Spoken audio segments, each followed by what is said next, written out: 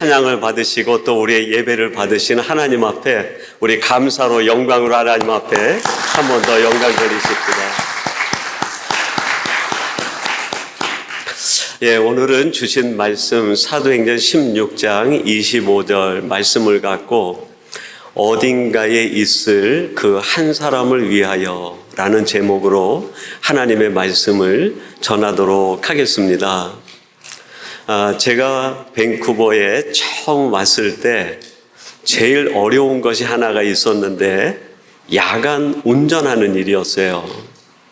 한국에는 저녁이 돼도 그 가로등 불빛이나 또 길이 그렇게 비가 와도 비치는 반사가 별로 없는데 제가 밴쿠버 와서 보니까 가로등이 너무 조도가 낮은 거예요.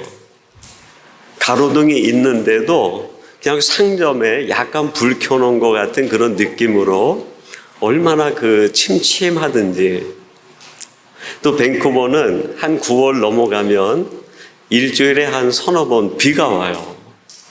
여기처럼 이렇게 소나기성으로 오는 게 아니라 비가 오면 그냥 하루 종일 그냥 부슬부슬 비가 내리는 거예요.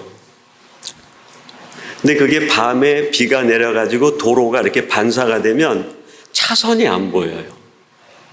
이제 오래 운전하신 분들은 느낌으로 이렇게 갈 수 있는데 처음 와서 그 선을 따라서 운전하는데 선이 보이지 않고 비가 오면 신호등이 제대로 얼른 파악이 안 되는 거예요.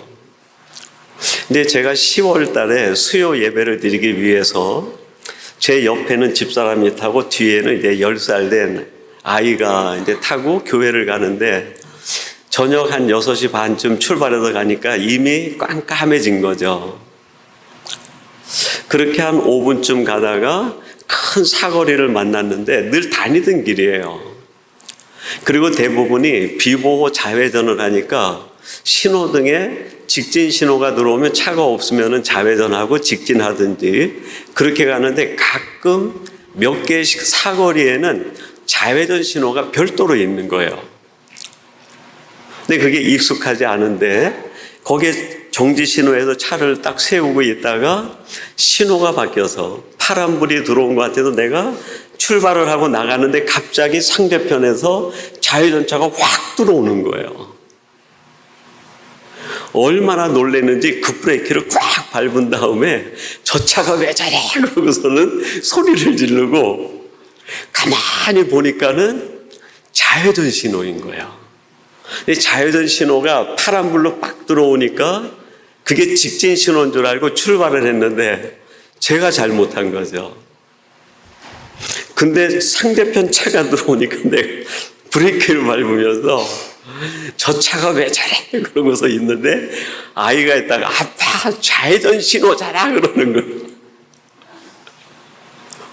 그리고 이제 그 차들이 지나간 뒤에 신호가 바뀌어서 제가 지나가면서 가만히 가는데 뒤에 있는 아이가 있다가 한 번 더 얘기하는 거예요. 아빠! 그러더니 목사가 왜 그래? 아빠, 목사가 왜 그래? 그 아이는 뭐 그냥 순간적으로 우스개 또 자기 있는 마음을 담아서 했는지 모르겠죠. 제가 이제 수요 예배를 드리고 집으로 돌아오는데 그 말이 계속 마음에 남는 거예요. 목사가 왜 그래? 목사가 왜 그래? 세상 사람들이 목사라고 하는 그 직책과 그 인격에 기대하는 것이 있지 않겠어요? 세상 사람들이 크리스찬들에게 그들의 인격과 그들의 신앙생활 속에 뭔가 기대하는 게 있지 않겠습니까? 근데 그것이 잘못됐을 때 그런 기대로 바라봤는데 그런 기대에 미치지 못할 때 아이의 눈에는 목사가 왜 이래? 그렇게 보였던 거죠. 그때 이후로 그 말이 지워지지 않고 제게 두 가지를 각성을 시키는 거예요. 하나는 목사답게 살아야 되겠다. 그리고 또 한 가지는 누군가가 나를 지금 지켜보고 있구나. 누군가가 나를 지금 지켜보고 있구나. 여러분, 오늘 본문 25절 다시 한번 제가 여러분에게 읽어드리겠습니다. 한번 주목해 보세요. 한밤중에 바울과 실라가 기도하고 하나님을 찬송하며 죄수들이 듣더라. 한밤중에 바울과 실라가 한밤을 만난 거예요. 여기서 말하는 밤중은 어둡다 그런 뜻보다도 더 다른 의미가 있죠. 바울과 실라가 인생의 큰 어려움, 자신들의 힘으로 해결할 수 없는 큰 위기 상황에 봉착한 거예요. 우리들도 살아가다 보면 한밤중을 만날 때가 있어요. 내 인생에 고난이 찾아오고 내 힘으로 해결할 수 없는 큰 위기 상황이 찾아올 수 있습니다. 그 한밤중을 만난 바울과 실라를 지금 누가 지켜보고 있는 거예요? 죄수들이. 죄수들이 들어보니까 이번에 감방에 새로 2사람이 잡혀왔는데 그 사람들이 예수를 믿는 사람들이래. 다른 죄수들끼리 서로 얘기했다고 하면 그 사람들 예수쟁이래. 그렇게 수군거렸겠죠. 예수쟁이? 그들이 뭔데? 예수님을 믿고 우리와는 다른 방식으로 살아가는 사람들이래. 늘 진실을 얘기하고 바르게 살고 사람들에게 뭔가 복음을 전하고 예수님을 전하는 사람들이래. 그래, 그들이 우리랑 뭐가 달라? 그런 생각을 갖고 자기네끼리 주고받지 않았겠습니까? 그리고 바울과 실라를 지켜보는데 바울과 실라가 그 한밤중에 뭘 합니까? 밤새도록 기도하고 찬송했다고 얘기해요.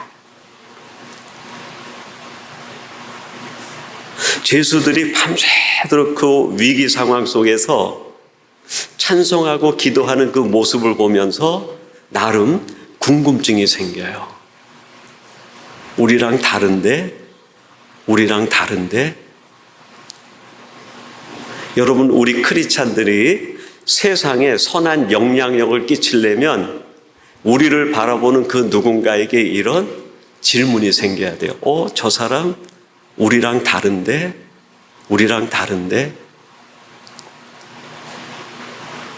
그러면서 이 사람들이 서로 이런 이야기를 나누지 않았을까 생각이 돼요. 저 사람들은 여기에 왜 왔대? 지금 사도 바울이 있는 이곳은 빌립보라는 지역입니다.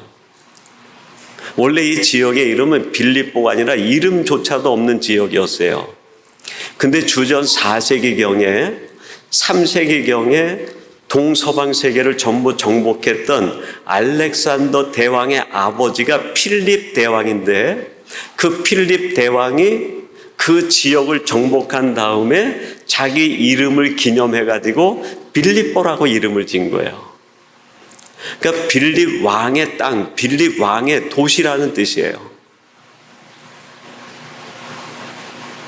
빌립 왕이 가지고 있는 모든 재력과 자기가 가지고 있는 모든 방법을 동원해서 빌립보 이 지역을 동서방 지역의 허브 지역으로 만듭니다.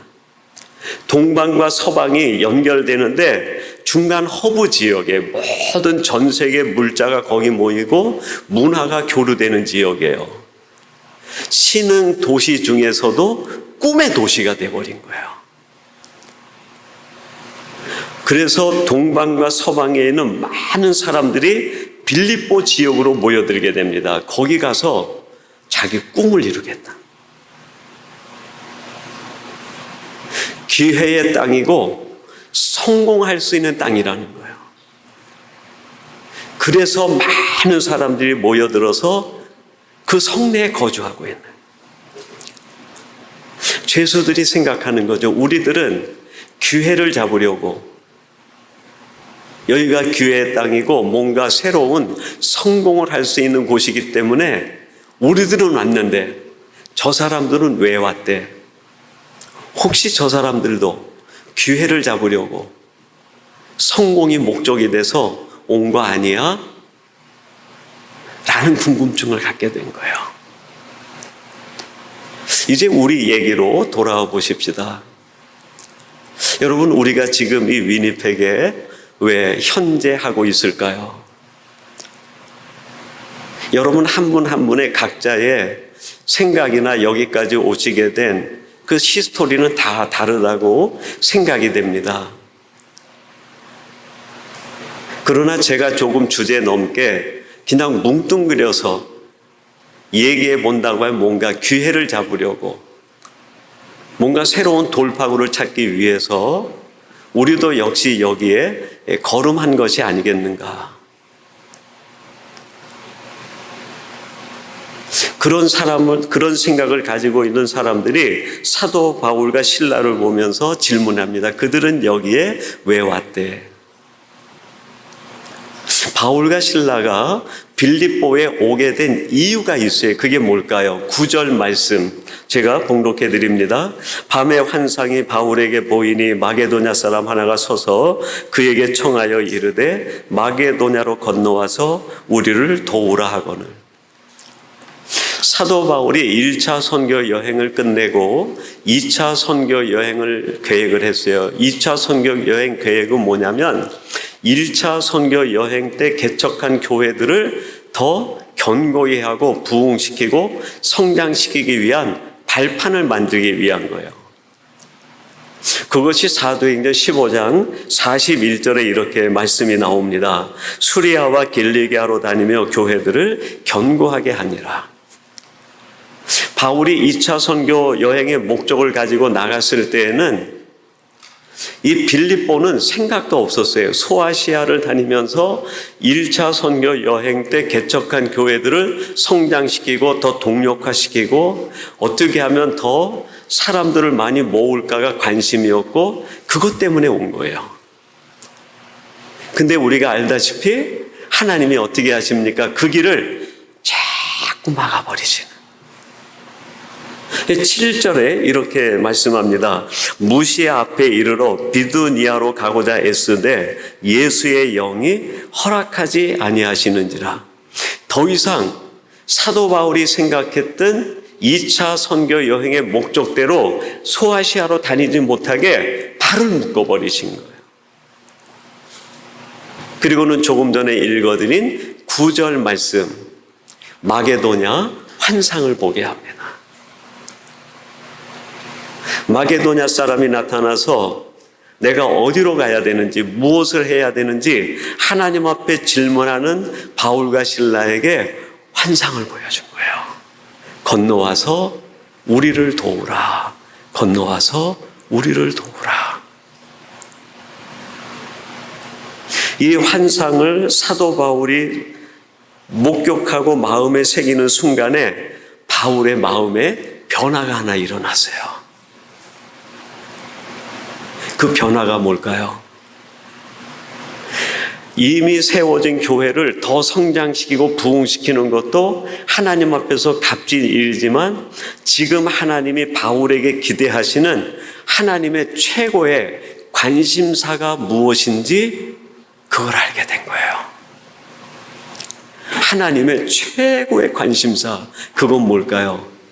어딘가에 있을 그 한 사람을 위하여 올라가라는 거예요.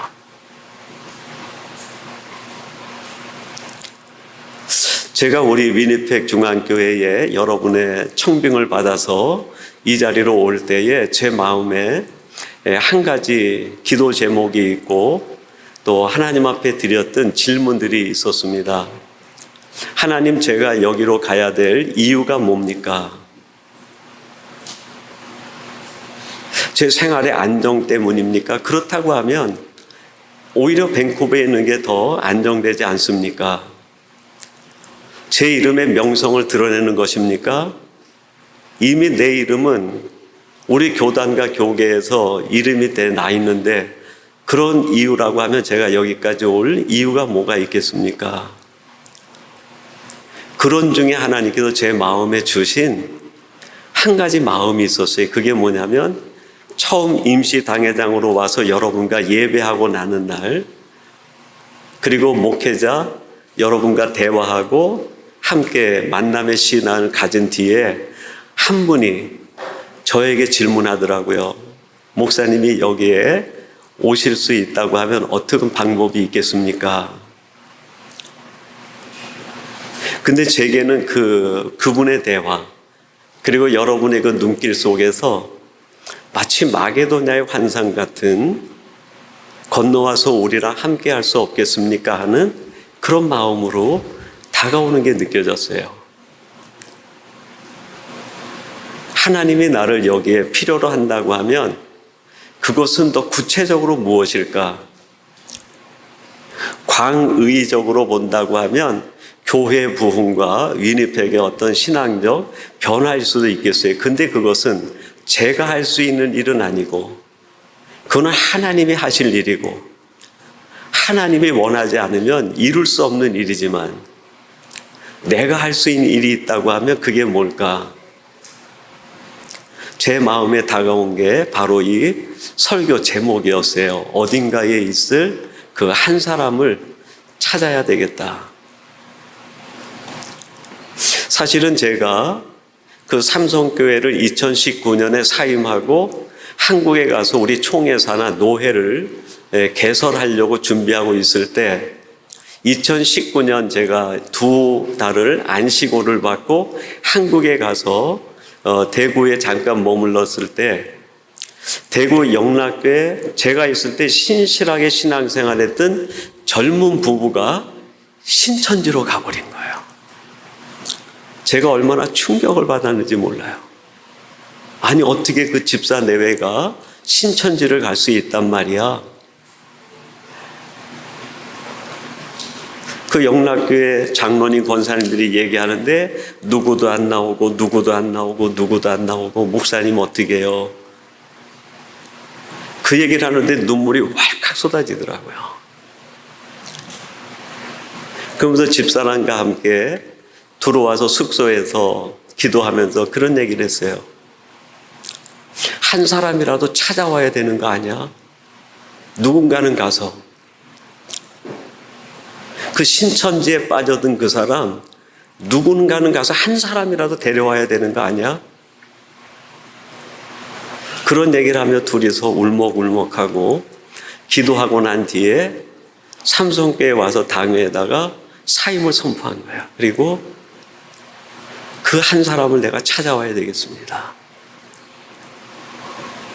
그리고 서울에 노회를 만들어서 우리 교단의 목사님들을 보호하는 일을 마지막 제 사역으로 해야 되겠습니다. 당회에다 얘기하고 그 다음 주일에 설교 중에 그냥 선포를 해버렸어요. 교회도 저도 아무 대안도 없는 상황이 이루어진 거죠. 제 마음에는 한 사람이라도 데려와야 되겠다. 그리고 바로 코로나가 터져버린, 한국에 갈 수 있는 모든 길이 막혀버리고 제가 생각했던 그 모든 것들이 도저히 이제는 일을 진행할 수 없는 상황이 돼버린 거예요. 그리고 노회 허락을 받아서 밴쿠버에서 온라인으로 예배를 하다가 온라인 설교를 듣는 분들이 현장 예배를 드려주세요 해가지고 현장 예배 드리고 안정화가 되는 상태에 우리 위니펙 교회에 제가 임시당회장으로 오게 된 거예요. 그리고 여러분의 눈망울을 봤어요. 그때 2019년에 한국에서 느꼈던 그 마음이 다시 드는 거예요. 한 사람이라도 찾아와야 되겠다. 한 사람이라도 살려내야 되는 게 아닌가. 하나님께서 지금 나에게 기대하시는 마지막 목회는 그게 아닐까. 지금의 사도 바울이 빌립보에서 감옥에 갇혀가지고 간절히 기도를 합니다. 그게 아까 25절 읽어드린 그 말씀의 내용이에요. 감옥에 갇혀있는 사도 바울이 그 감옥 속에서 눈물을 흘리며 밤새도록 기도했을 때 그 기도 제목이 뭐였을까? 성경에는 기록이 되어 있지 않습니다. 근데 그 기도를 밤새도록 하고 났을 때 아침 미명 시간에 옥토가 울리는 거예요. 옥토. 그리고 옥문이 다 열리고 발에 묶인 착고가 다 풀어져 버리는 거예요. 깜짝 놀라서 27절에 간수가 뛰어나와 감옥으로 들어갑니다. 어떤 일이 일어났을까요? 27절. 간수가 자다가 깨어 옥문들이 열린 것을 보고 죄수들이 도망한 줄 생각하고 칼을 빼어 자결하려 하거늘. 옥문이 다 열리고 착고가 풀렸으니까 감옥의 죄수들이 마땅히 다 도망갔다고 생각을 한 거예요. 정말 다른 죄수들은 다 도망했을지 모르겠어요. 그래서 이 간수가 자기에게 돌아올 책임이 두려워서 칼을 뽑아 자결하려고 합니다. 28절 이렇게 말씀합니다. 바울이 크게 소리질러 이르되 내 몸을 상하지 말라 우리가 다 여기 있노라 하니. 바울과 실라가 옥문이 열렸는데 착고가 풀렸는데 감옥에서 도망가지 않은 거예요.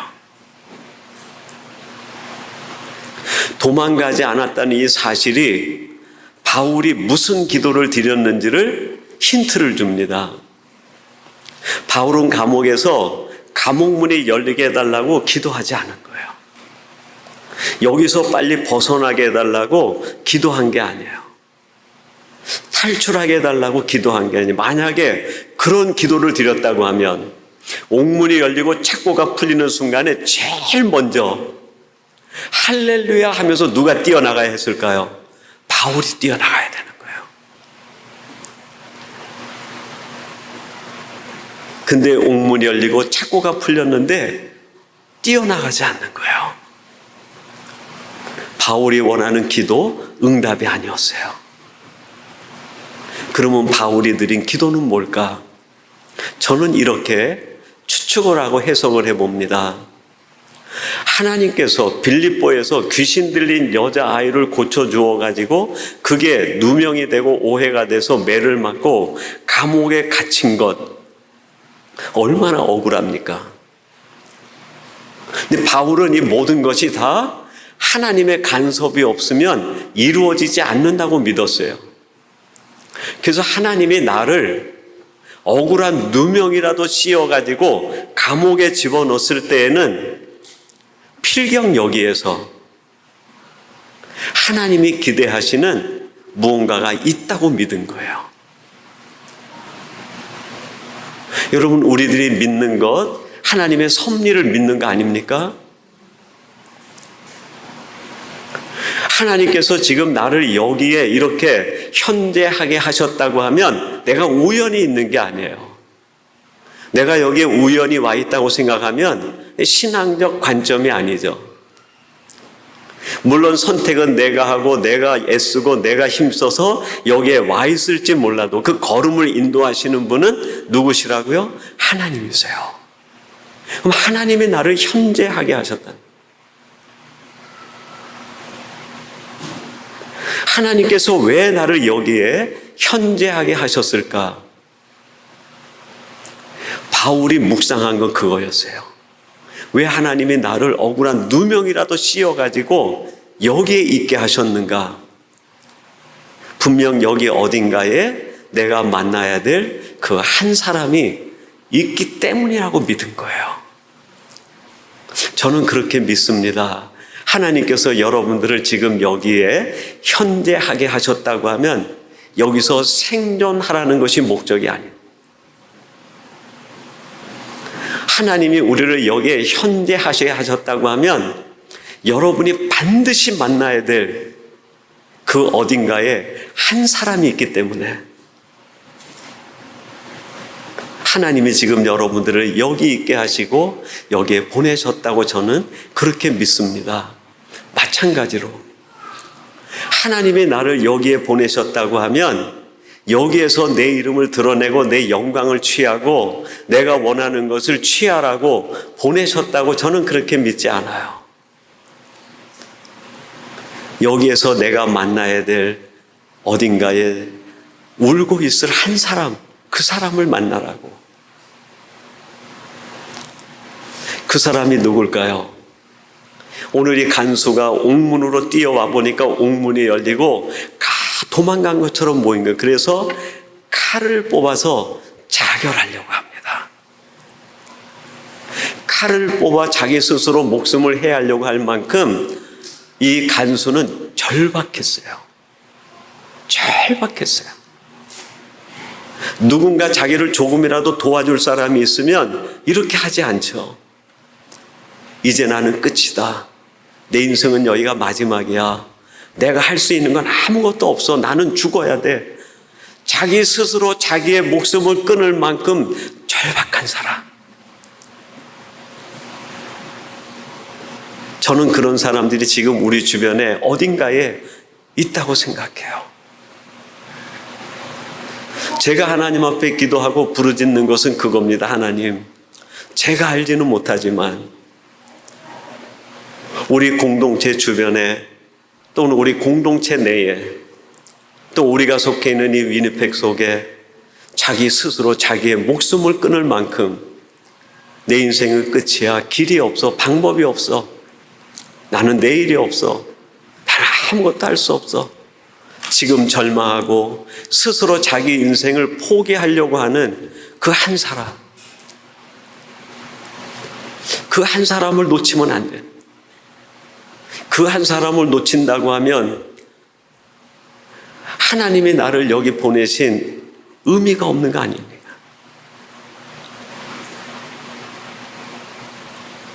사도 바울이 간수를 그리스도로 초대해가지고 그에게 신앙으로 회복을 시켜줍니다. 하나님이 만나게 하실 그 한 사람을 만나게 된 거예요. 여러분, 이때 바울이 얼마나 행복했을까요? 하나님, 드디어 내가 이분을 만났다고. 내가 이분을 만났다고. 34절에 이렇게 이야기의 결론이 마무리 지어집니다. 그들을 데리고 자기 집에 올라가서 음식을 차려주고 그와 온 집안이 하나님을 믿음으로 크게 기뻐하니라. 크게 기뻐하니라. 그 절박한 한 사람이 하나님 품에 돌아올 때 그게 하나님께도 기쁨이 되지만 우리 자신에게도 벅찬 기쁨이 된다. 크게 기뻐하니라. 예수님이 이 땅에 오신 목적이 뭘까요? 누가복음 15장 6절에서 예수님 스스로가 잃은 양 찾는 비유를 통하여 이렇게 알려주셨습니다. 집에 와서 그 벗과 이웃을 불러 모으고 말하되 나와 함께 즐기자. 나의 잃은 양을 찾아내어노라 하리라. 주님께서는 유대인 민족 부흥을 위해서 오지 않았어요. 예수님께서 이 땅에 오셨을 때 유대인이 세계 모든 민족 가운데 왕의 민족이 되는 그걸 위해 오지 않으셨어요. 하나님께서 예수님을 세상에 보내실 때 너는 저 유다 땅에 가서 유대 나라를 세계에서 가장 강대국을 만들라 그래서 보내신 게 아니에요. 어딘가에 눈물 흘리고 있을 그 한 사람, 우리의 간절한 손길을 기다리고 있는 그 한 사람을 위해서 예수님이 오셨고 또 우리를 이곳에 보내셨다고 저는 그렇게 믿습니다.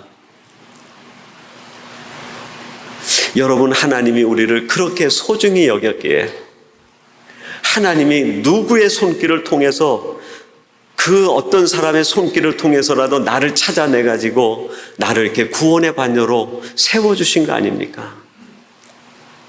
그 누군가가 눈물로 찾았기에 내가 찾아진 거예요.